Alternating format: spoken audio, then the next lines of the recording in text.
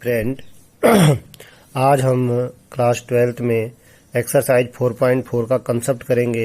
ये बहुत ही महत्वपूर्ण है, मोस्ट इम्पोर्टेंट है। अगर आप ये सही ढंग से नहीं करेंगे तो फिर आपको आगे की एक्सरसाइज समझ में नहीं आएगी। इसलिए इसको बड़े ध्यान से समझिए कि इसमें आपको दो चीजें निकालनी होती है। एक तो किसी सारणिक का उपसारणिक ज्ञात करना होता है जिसे आप माइनर कहते हो, और दूसरा आपको उस उपसारणी का सहगुणनखंड ज्ञात करना होता है जिसे आप कोफैक्टर कहते हो। जरा ध्यान से समझिए कि किसी भी सारणिक का उपसारणिक क्या होता है।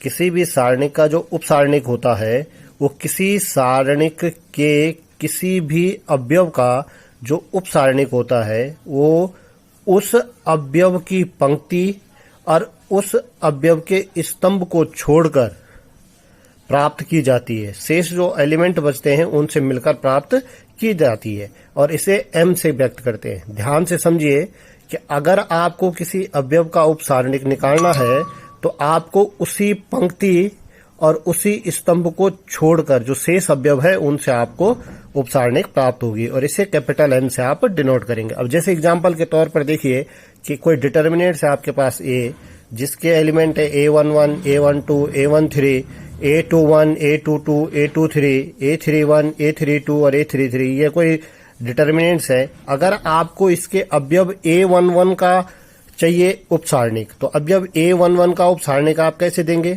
11 का मतलब समझ रहे हैं, पहली पंक्ति पहला स्तंभ। तो इसका जो उपसारणिक होगा वो ये होगा M11, पहली पंक्ति और पहला ही स्तंभ। अब क्या कहा मैंने, उपसारणिक कैसे प्राप्त होता है?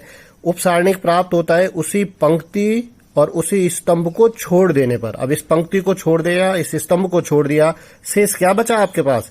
आपके पास बचा A22, A23, A32 और A33, और आपने ये लिख दिया तो ये इस अवयव की क्या हो जाएगी?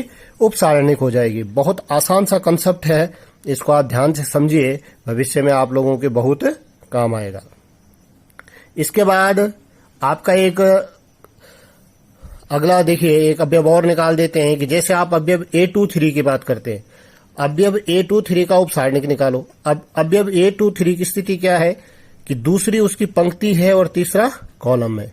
तो क्या कहा उपसारणिक निकालने के लिए? अब आपको दूसरी ही पंक्ति को और तीसरे कॉलम को छोड़ना पड़ेगा। दूसरी पंक्ति को और तीसरे कॉलम को छोड़ना पड़ेगा। अब छोड़ा तो क्या बचा आपने? जब आपने दूसरी पंक्ति और तीसरा कॉलम छोड़ा तो आपके पास क्या बचा? A11, A12 और A31 और A32। तो इस तरीके से आप उपसारणिक, आशा करते हैं आपको समझ में आ गई होगी उपसारणिक। उपसारणिक में सिर्फ आपने उस अवयव की पंक्ति और स्तंभ को छोड़ना है, शेष जो बचे वो डिटर्मिनेंट्स आपका क्या होगा। यहां आप देख रहे होंगे कि किसी अवयव का उपसारणिक, यदि आपके पास 3/3 का उपसारणिक है तो इसका जो माइनर होता है वो हमेशा उससे एक कम प्राप्त होता है, अर्थात 2/2 का प्राप्त होगा।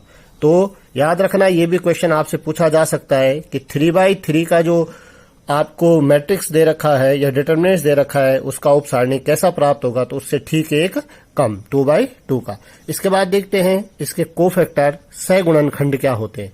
अब सहगुणनखंड ये भी बहुत महत्वपूर्ण है, इसके आधार पर आपने 6 नंबर का सवाल लगाना आगे, तो बहुत ध्यान से समझे कि आपको इसमें ज्यादा ध्यान, उचित चिन्ह के साथ आपने उपसारणिक का जो मान है, उचित चिन्ह के साथ आपकी उपसारणिक का जो मान है वही इसका कोफैक्टर कहलाता है।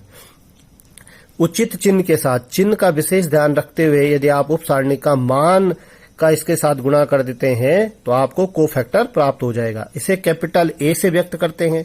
अब देखिए ये आपकी कोई डिटर्मिनेंट्स है, आपको इसके कोफैक्टर निकालने, माना आपने अवयव चूज किया A12, इस अवयव A12 का जब आप कोफैक्टर निकालेंगे तो इसके कोफैक्टर को निकालने के लिए आपको क्या चाहिए होगी? इसकी उपसारणिक चाहिए होगी। तो अवयव A12 की उपसारणिक निकालो, तो इसकी पंक्ति को छोड़ दो, इसके स्तंभ को छोड़ दो, तो ये मिल जाएगा आपको। देखो, और उचित चिन्ह का मतलब क्या होता है कि आपने क्या करना है? -1 और उसी पंक्ति और स्तंभ को जोड़ देना है, तो -1 to the power 1 + 2 हो जाएगा। और उपसारणिक, अब आपको उपसारणिक का मान निकालना आता है, इसका गुणा इसके साथ और इसका गुणा इसके साथ, 2/2 का मान निकालना आता है, तो ये हो जाएगा। इसके लिए आप लोगों को पहले भी मैं बता चुका हूं, यदि माइनस की पावर इवन हो तो पॉजिटिव आएगा और माइनस की पावर ऑड हो तो माइनस आएगा, कोई दिक्कत नहीं।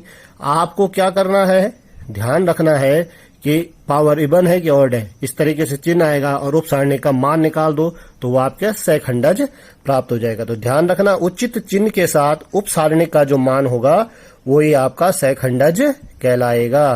तो ध्यान से आप सवाल इसको समझिए, दोनों कंसेप्ट बहुत